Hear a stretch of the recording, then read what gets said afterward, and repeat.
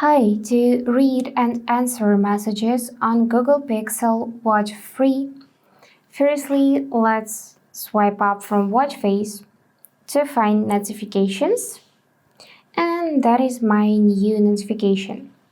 So to answer this message, I can use emoji, voice input, or my keyboard. Let's tap on emoji, and here we can choose one and tap this arrow to immediately reply to this message with this heart emoji. You can tap here on keyboard and manually answer something like that. Let me just use this arrow to erase changes and answer hi. And then use this arrow to send a message. Or you can tap on the voice input and just say something. Tap check mark to confirm, and also tap this arrow to send this message. Now also you can open message on the phone.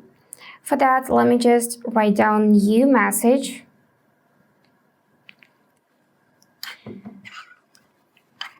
And tap it like that. Scroll a bit down.